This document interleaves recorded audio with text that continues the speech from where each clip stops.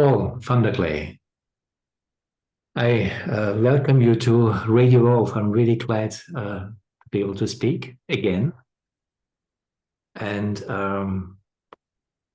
as this time we are also basically sending this on Radio Wolf, I want to kind of introduce you also to the audience of Radio Wolf. Maybe you want to say some words of what your work is about? I mean, I know a little bit, but I'm curious to maybe see more nuances of what your work is. I know it. I know you from the so-called Our Corner of the Internet. That's right. You are one of the representatives, and I think a growing number of people also interested in find out this so-called Our Corner. Yeah. And maybe you want to say more. So thank you. Thanks for the opportunity. I'm a third generation pastor in the Christian Reformed Church of North America, which is a Dutch Calvinist denomination that separated. There are a lot of splits in the Dutch Calvinists, kind of split off in the 19th century. And I've been pastoring in Sacramento, California for about 25 years. About 5 years ago, I discovered the work of Jordan Peterson. I started making videos, just basically talking about my thoughts with it. And then people started to watch my videos and they wanted to have conversations with me. And I'm very comfortable with that, being that a lot of pastoral work is just conversations with people. So I started doing conversations with people on the internet, and then started sharing some of those on the channel, and that grew into a community of sorts that sometimes we talk about as this little corner of the internet. And I began, found Jordan Peterson work, Jordan Peterson first, and then Jonathan Peugeot and John Vervaeke. And so the three of us did a number of conversations and have done a number of events together. And a lot of this has been an opportunity to talk about what it seems, even in the church, people have a difficult time talking about, which is their life, how it connects with bigger things, bigger picture items, and just sort of a free space where people can explore. Unlike church that has obviously a confessional container of sorts, our conversations are very open. People of no faith, people of different faiths, just a chance for people to explore and be honest and share. And I think that's been the key. There's a real longing for people to have an open space to explore what they think, and have, I think, a supporting group of people around.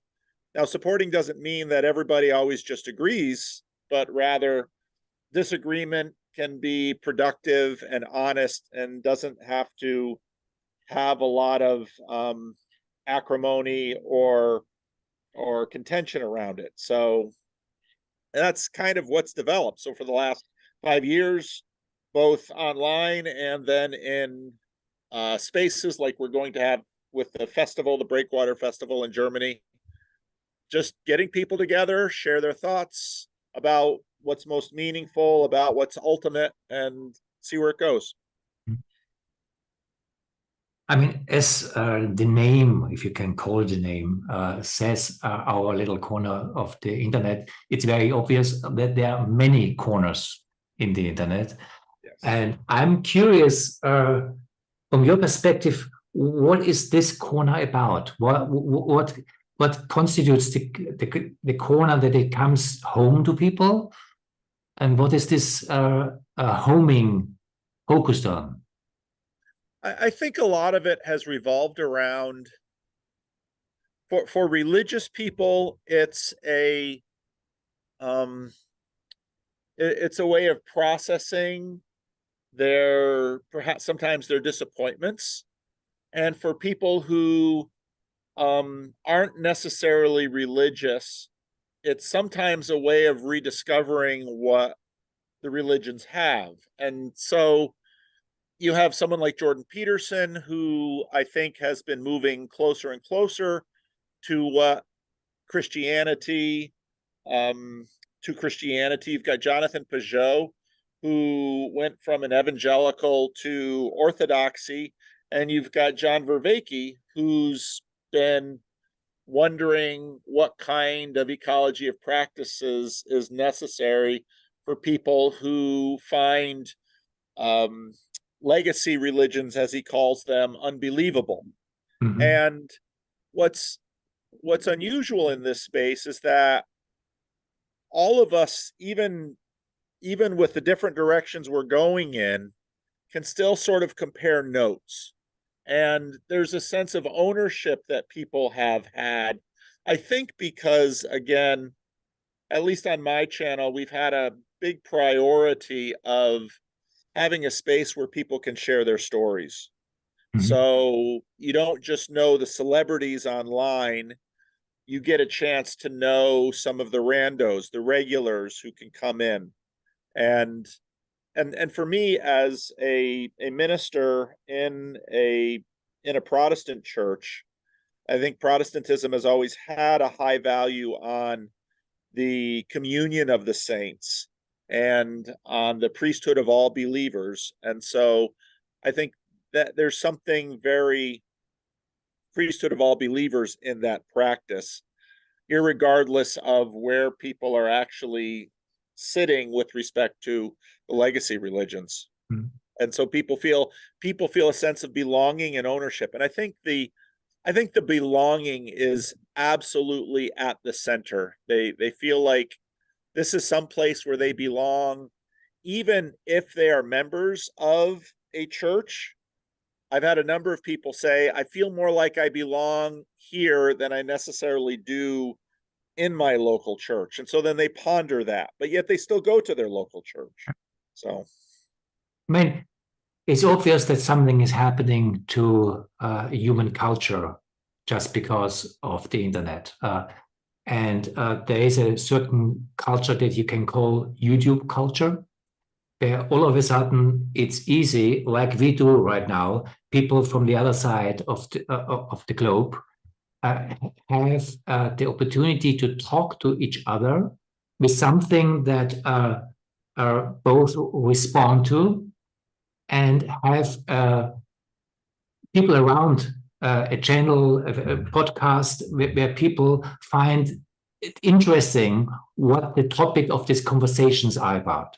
And there are all kinds of conversations, but this kind of conversation that this little corner of the internet seems to be about, at least to my understanding, but also my attraction is this combination of openness, an undogmatic relationship to each other, but at the same time, a shared sense of depth that you can call spiritual, religious, or here it gets interesting because it doesn't really matter so much how you call it. It's more important that there's a resonance in what we are talking about. But there's something in the culture where this conversation seems to be called for. And it seems that this form of the YouTube channel is a place where this starts to live. And we don't really know what it is, but it's happening and we are finding out what it is. Would you agree with that? very much. I think that's a good way to describe it. And there's some excitement in that process of discovery. And part of the excitement is because there's also some uncertainty. At least for someone like myself who obviously has commitments and accountability within a church tradition. It's, you know, to figure out where are the boundaries, how can we, and I think that's been very important for to non-church people to see, to watch church people sort of not just sort of break boundaries, but explore boundaries. And that's something that I see when people want to get into community, because there's a great deal of loneliness uh, out there. And communities are created by boundaries. Mm-hmm. And so this boundary exploration is absolutely essential to this process. When you say boundary experience, what is the boundary experience in this YouTube culture? So YouTube is in some ways, well, it's always, YouTube is in some ways very open. Uh-huh. Of course, there are politicized, high-profile culture war things like going on with Russell Brand now, and have been with a bunch of different people. Right now in our culture, there's a big conversation about boundaries and limits and where they should be, and basically a rightful understanding that boundaries are necessary and healthy, but also an acknowledgement that we don't quite know where they are, where the healthy boundaries are. And so a lot of the culture war, I think, is being fought about these boundary questions. Mm-hmm. Should Russell Brand be monetized or on YouTube, given these allegations, which are very believable given the life that he led, about his past? Because in a sense, people on YouTube, people on these screens are sort of the new priests of the culture. Mm-hmm. And so then you have this question, what qualifies and disqualifies for the priesthood? And we've had this with musicians, we've had this with politicians, but now, because YouTube, anybody with a Gmail address can get a YouTube channel, and then from that point, it's just your ability to capture attention and hold attention. But is anything and everything that captures and holds attention healthy for us as a culture and as individuals? So I think a lot of that is beneath many of these conflicts. And I think in this little corner, there hasn't been sort of a naming of the boundaries. This is the box that you must fit into. But there's been much more of sort of an implicit discovery and a recognition of them. So people say, well, that's more it than this. And so then when it comes to participation, how do I act when I come into this space? To be just boundarylessly affirming, that doesn't feel right, because we have a sense that that's not serious. There needs to be formation and substance. Mm-hmm. But if the boundaries are over rigid, then there's too much exclusion, and it becomes implausible. So I think that's really what the community is wrestling with. And there seems to be something like a self-organizing principle that comes out of the dialogical process itself, because Yes. obviously hardly any one of the people talking to each other are kind of related to each other in an organizational way, right? Which is different than it used to be over centuries, where you have family relationship and then you have kind of organizational relationship, maybe professional or faith based or whatever, but not this kind of, because all of a sudden you, as you said, you can talk to everyone also in this form with a Gmail address.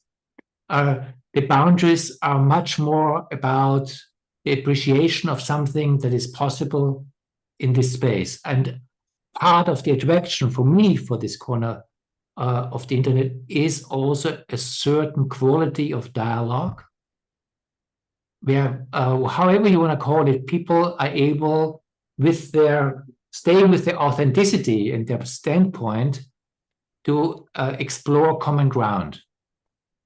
And where this culture of exploring common ground seems to be part of what the foundation is of doing this. And I mean, the Jordan Peterson explosion on the internet had to do, as far as I see it, also, of course, with his exploration of what you could call the mythological faith reality of reality, but it had also to do with a certain dialogical attitude.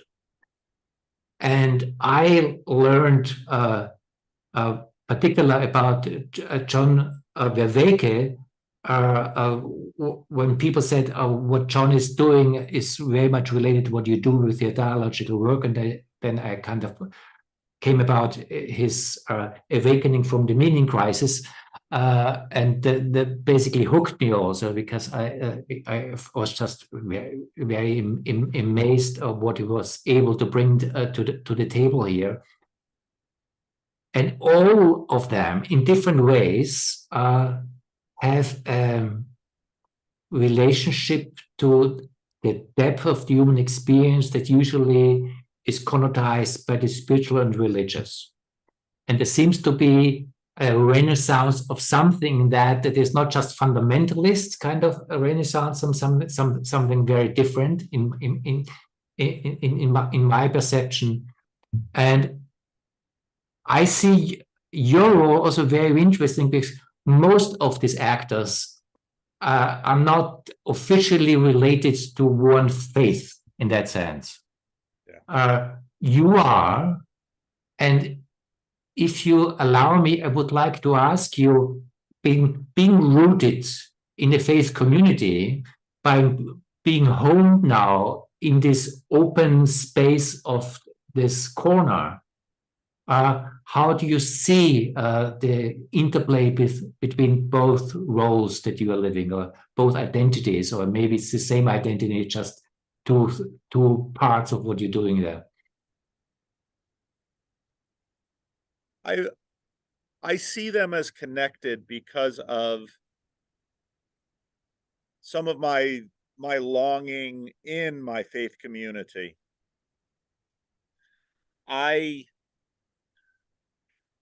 Christianity is a proselytizing religion, and so Christianity always seeks to make Christians out of non-Christians. And in many ways, there's a sort of offense that is taken by that, and understandably so. But I have always seen my rootedness as a gift. There certainly are, again, the whole question about boundaries. Boundaries are things that we must have. I mean, if we didn't have skin on our bodies, we would be a pile of bones and gush on the floor. Skin holds us together. Skin limits. It's like all these things, there's two sides to it. And I have always worked in communities that are distressed in North America in one way or another. The dog is the dog has a way of knowing that I'm not going to do anything, and so she's digging up the garden. So I was raised in my father was a minister, my grandfather was a minister, and I knew people for whom those realities were difficult, but for me, they never were. And so I saw the gift of the rootedness as a blessing. My father's church was very much a countercultural church. African Americans, some young people that were sort of, let's say, on the fringe of the hippie movement, and a real coming together in the 60s and 70s, exploring whether African Americans and white Americans could actually produce a faith community together. And so part of what I think someone who is deeply rooted like myself has an obligation to do is to share the blessings of those roots with others, and to try to make them available. Now that's a sensitive conversation in that I don't think there should be any manipulation or tyranny or coercion to that. Mm-hmm. Yet there is a sense that any rooted community has by its nature limitation and boundaries and definition. So my challenge has been to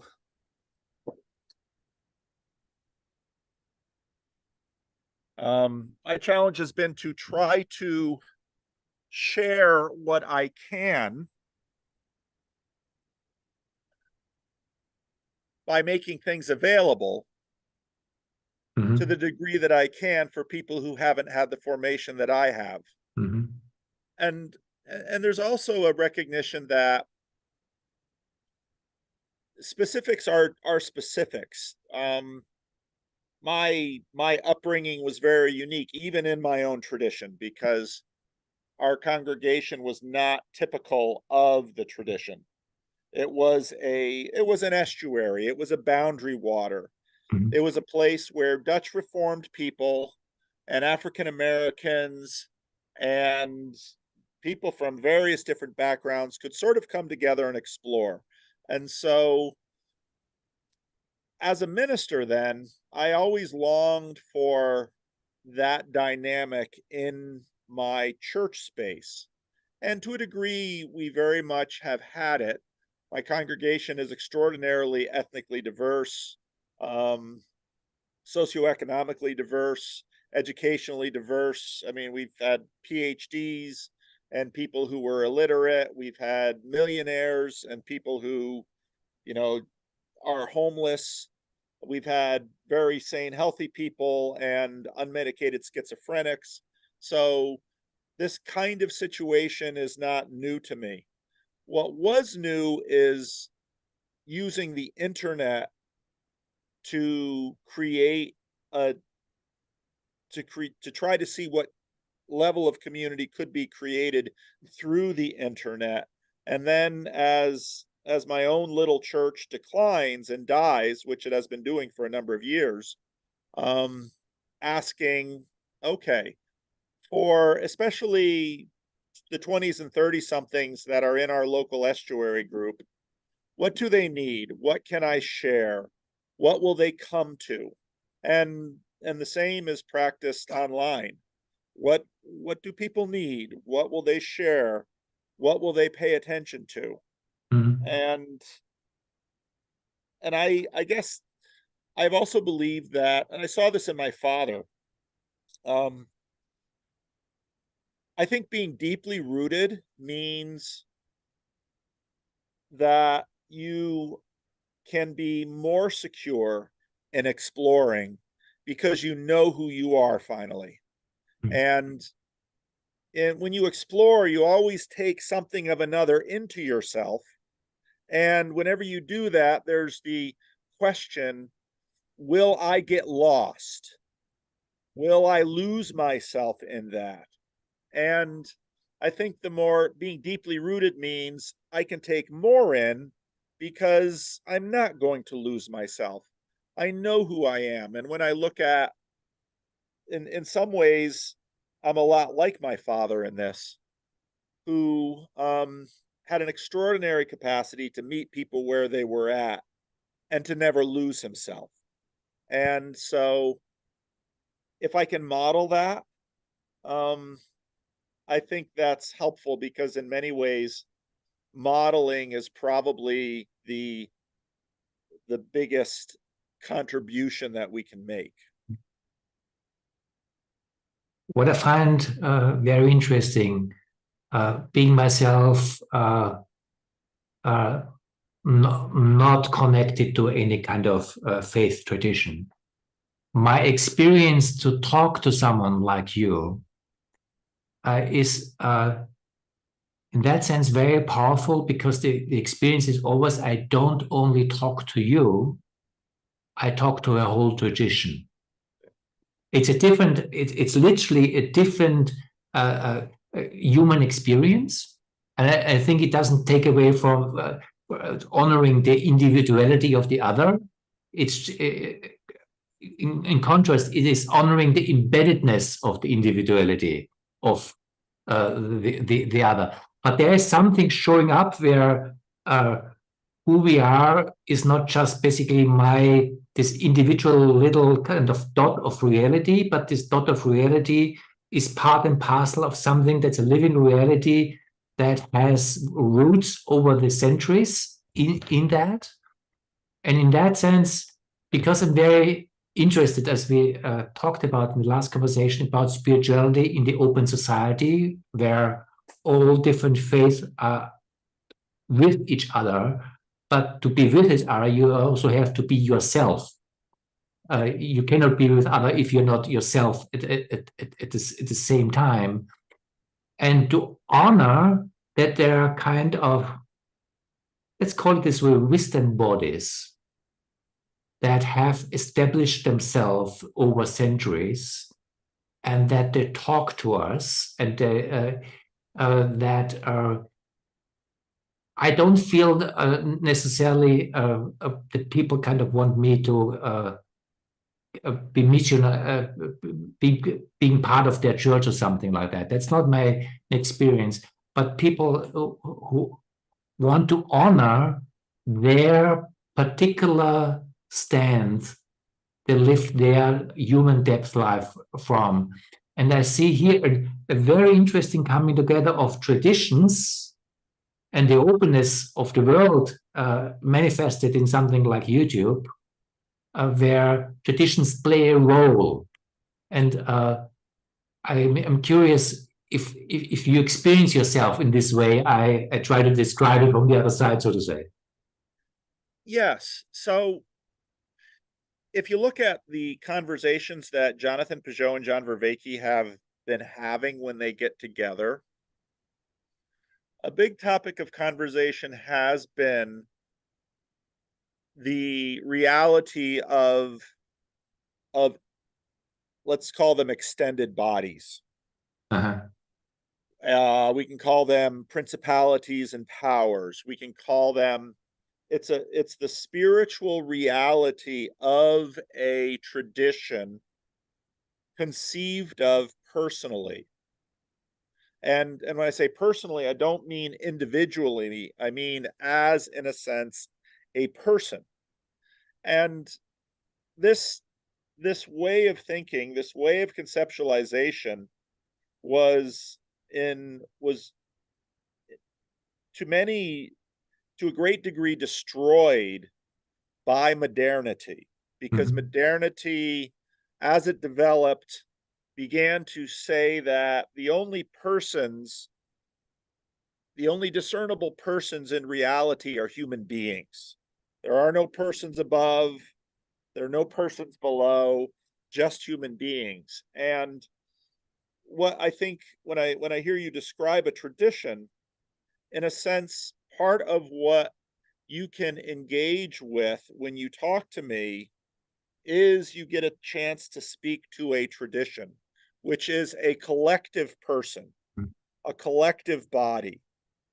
And I think as modernity recedes, the next thing we are going to see is that we have to increasingly recognize what in the ancient world were spiritual realities, the spirits that we participate in, spirits that have personhood and act through us in the world. This is what we're deeply interested in, because we're increasingly forced to realize that most often when we talk to people, we are really engaging other spirits that are working through the person. And so the principality of the Christian Reformed Church, that now I don't embody the whole thing, I couldn't, because again, it's a collective, but you can, in a sense, engage with that spirit through me, because I am an embodiment of it. I'm particular, I'm unique, I'm an individual, all of that is true. And so what I think part of the interest we're going to see for people is when individuals don't find themselves rooted in a principality of such, they realize that they, in many ways, are subject to many different spirits passing through the world. Mm-hmm. And there's a desire for people. John Vervaeke at our last conference was talking about domicide, and I think actually domicide very much connects with a home is participation in a spiritual community. Mm-hmm. And of course, this scales like Russian nesting dolls, but it's we sense that we are participating in larger things.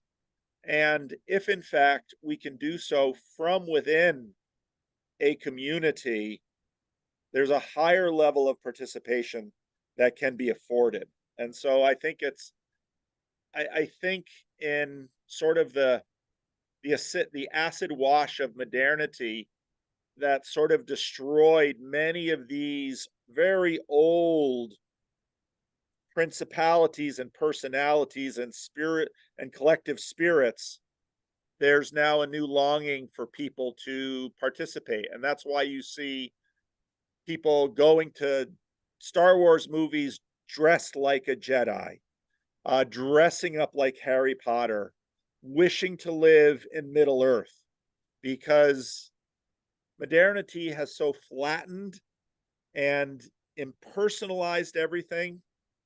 People long once again to participate in a spiritual person in a spiritual body that is far older, one that will survive past their own physical death. And I think that's what we're seeing in the world right now. And so I think for many people, this little corner is a little stepping stool where they can kind of take a step up and look around and say, oh, I'm beginning to see these embodied spirits as traditions in the world. And because this isn't something you just decide to do one day, Mm-hmm. it's something that you grow into as those spirits and those communities take you in. If you allow me to hone in on that, because I think what you're pointing to is quite a significant, particular cosmology that you're talking from, but that you didn't make as explicit. Basically, the way I hear you is a different understanding of our individuality. It's not basically I meet with you and basically the touch point is my individuality alone. You used again and again the word participation, and the way you described it, basically that they are kind of, you can call them spirits that have manifested in traditions or in other contexts as more than individual forces that we can participate in. When you look at that, that's a very different view on reality that our hyper-individualistic modern and postmodern point of view does not support. So it seems there's something, and maybe this is part what the attraction of this corner is, and what the stepping stone is, then that you were just pointing to, that there's a reoccurrence of recognition that we are part of higher forces. However you want to explain it, you can put them in religious terms, you can put them in spiritual or in psychological terms, but there is something that is beyond us and that we are participating in, and it's a different way of coming together when we acknowledge that. Yes, yes, very much so. And we struggle. We have lost the language for this, and it's not just the language or the words. Uh-huh. We have lost what the words were connected to. And we don't have, Charles Taylor talks about the imaginary. We don't, Vervaeke talks about the imaginal. We don't have the imaginary to sort of be able to point to this and everybody with some degree of credibility see what we see. We can see it in religious traditions still. You could sort of see it in fandoms like Harry Potter and Lord of the Rings and Star Wars, but it's very difficult for people to see, even though they participate and act without the words or even the consciousness of what they're doing. Isn't it that this kind of discovery of the imaginal is something that is a big part of what's going on? Because our modernist perspective of reality is kind of a certain reality that basically in the end, out of our scientific worldview, if you cannot basically put it into numbers, it doesn't really hold reality. And also to honor the scientific reality, it has its place, but to also acknowledge that even to talk about that, we are moving in a perspective that holds images of reality. And this even the whole scientific point of view holds that. To use the word point of view is an image. So all of a sudden, something shows up that we are already in something that is much more the symbolic perception of reality than our usual materialistic worldview holds.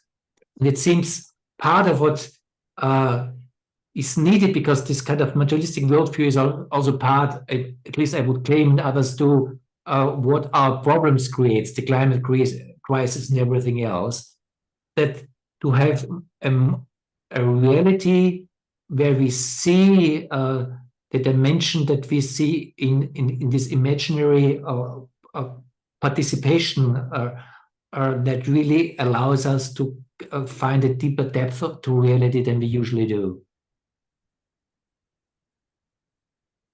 When we gather together in Germany, in a sense, what we will create and participate in, because it comes from below and it comes from above, will be, in a sense, there'll be a spirit of that conference that we participate in. That language is easy for us because we can talk about the spirit of that conference. Now as we're having these conversations, we're already sort of forming that spirit. That spirit's already coming together. And again, what I bring to it, what you bring to it, what the other speakers will bring to it, and what the participants will bring to it, all of that will come together in a spirit. And that spirit we will participate in that. We will instantiate it. It will be, there'll be boundary moments. There'll be times when something sort of seems to violate the spirit, and then people come back to the center. There'll be times when sort of the spirit gets expanded because it gets pushed. And, the truth is that we human beings long for good spiritual experiences in that way. I mean, we will travel across the globe. We will pay money. We will give our time. We're looking for something, and we will create something. And after we've created it, and after the conference ends, we will remember it, and we will remember the spirit of it.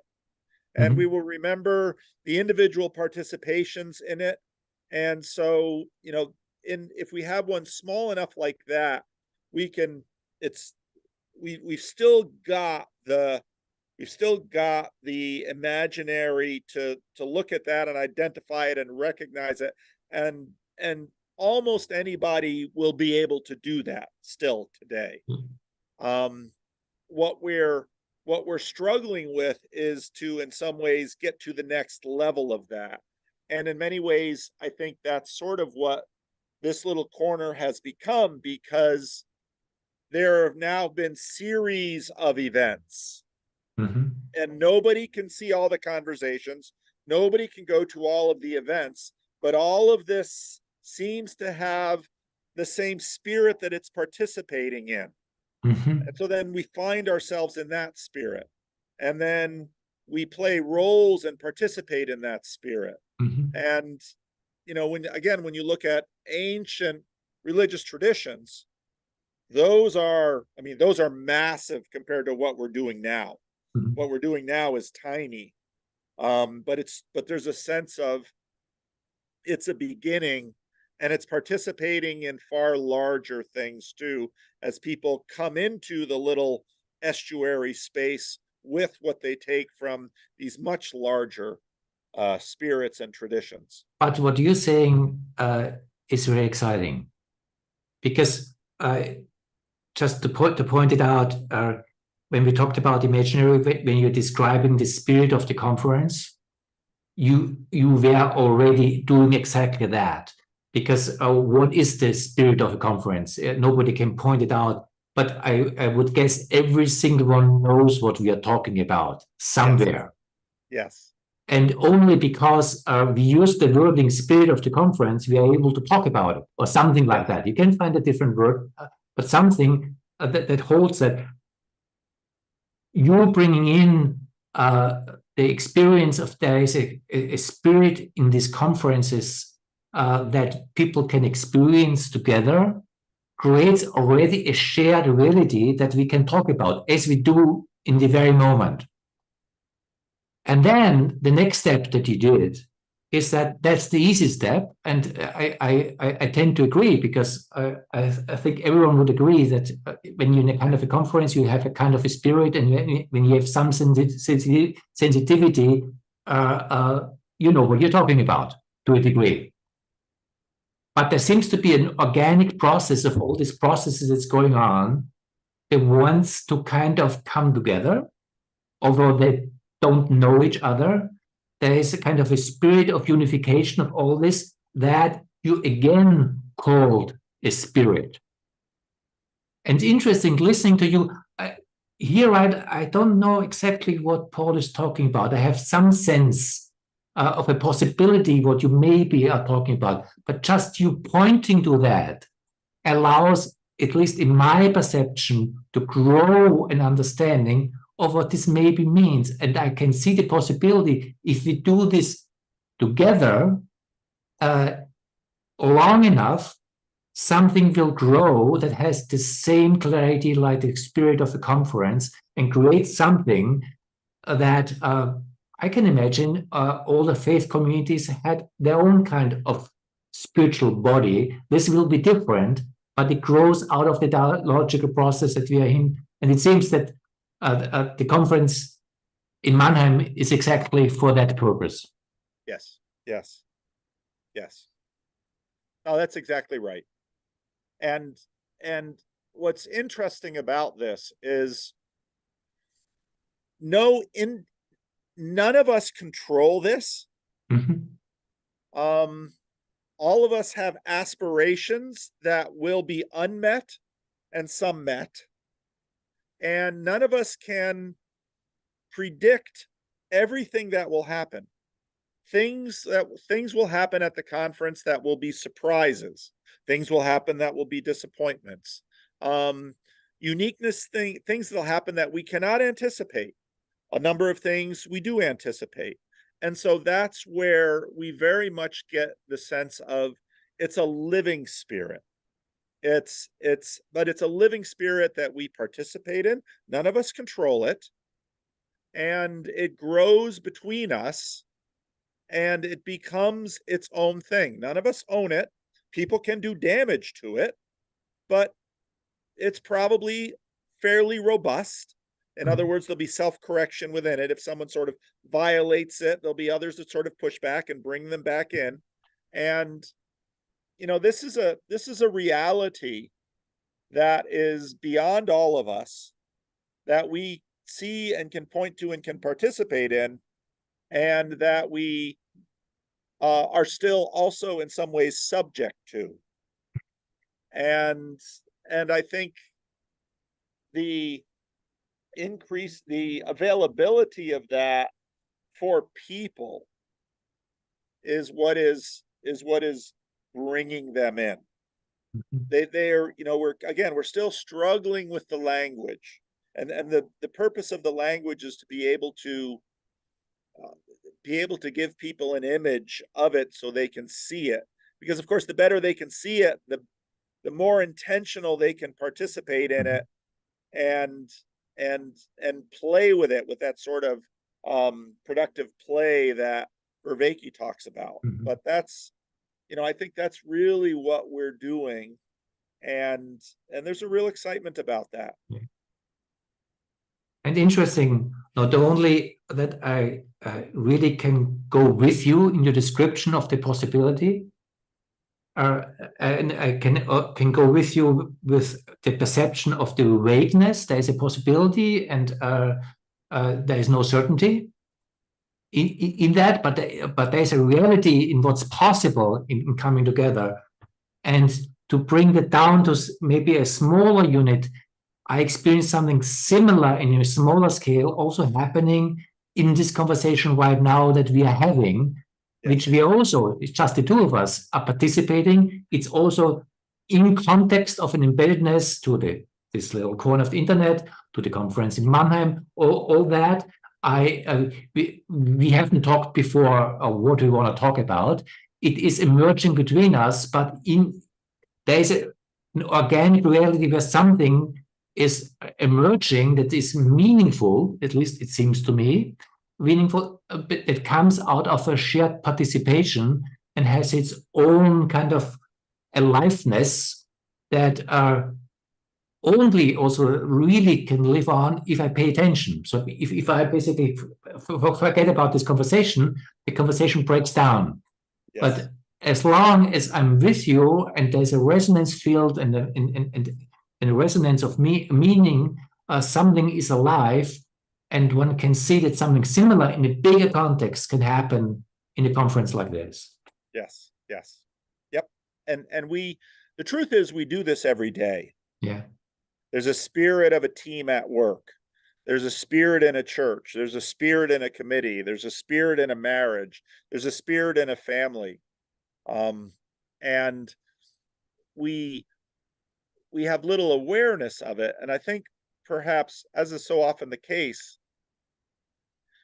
we become aware of things when we start losing them. And I think in this day of loneliness, in the West, increasingly people are living in smaller and smaller households, to the point that more people are living alone than ever before. And Guy Sengstock in the last of the After Socrates videos has a wonderful description of the way that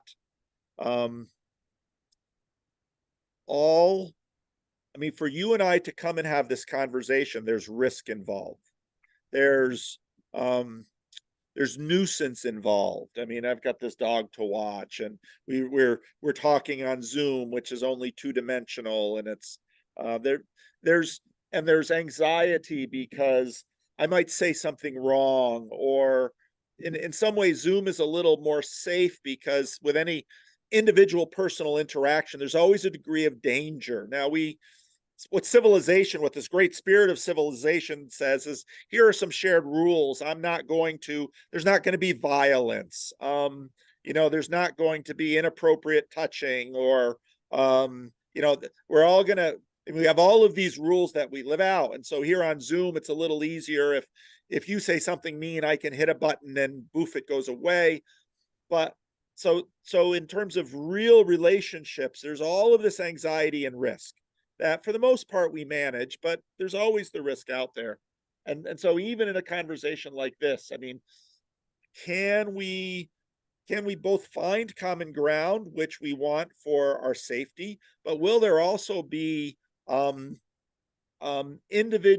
there also be enough difference? Peterson, of course, talks about chaos and order. Will the blend of chaos and order be exactly right so that there's meaningful interest between us? And it's in all of that sort of the spirit forms and develops the spirit of this conversation, which now this is sort of our third conversation. So these little spirits come together to form sort of the spirit of our relationship, which of course, when we meet in Germany face to face in that context, that then will grow. And the truth is that we're, the spiritual world has so much more multiplicity than the physical world, even though the physical world has many, many layers of multiplicity. So, I mean, and this is what we're increasingly aware of or conscious of. Yeah. And, with intentionality and consciousness, there's always the possibility of agency. And with agency, there's possibility and potentiality. And I think it's for that reason that we're pursuing this. You said something in the beginning of your last statement that we're doing this all the time. And I would agree with that. And they would add to that, but we are not thinking this way all the time. And that is important.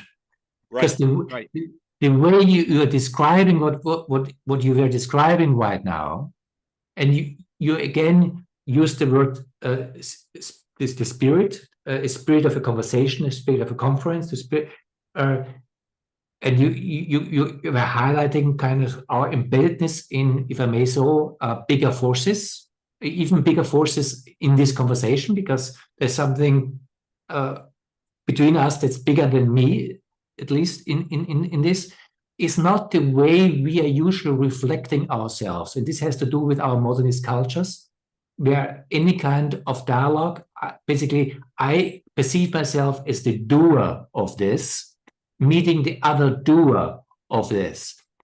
And it is this kind of perception that blinds me to the embeddedness of the forces involved, because I reduce everything to my isolated agency.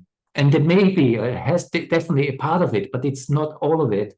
And it's important to see beyond this way of framing of reality, so to this other part of reality, which is the spiritual reality, becomes visible again. Yes. And in that also, this kind of practices that you're suggesting become important, because they are the learning field. Yes. Also to change our language. Yes. No, that's exactly, and that's why we're excited about it. And it's, it's not unlike an infant. I have 5 children, and so I watch them all grow up.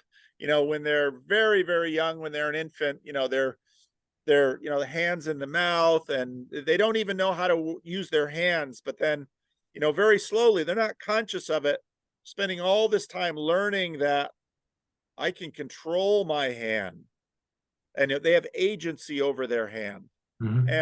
And what we're doing, what we're looking for this, now we're discovering these spirits. Okay, what's my agency in this spiritual realm? And once I discover my agency, and I discover its limits, because I'll have limited agency, and then even in just a conversation with 2 people like this, I have limited agency, because you have agency too.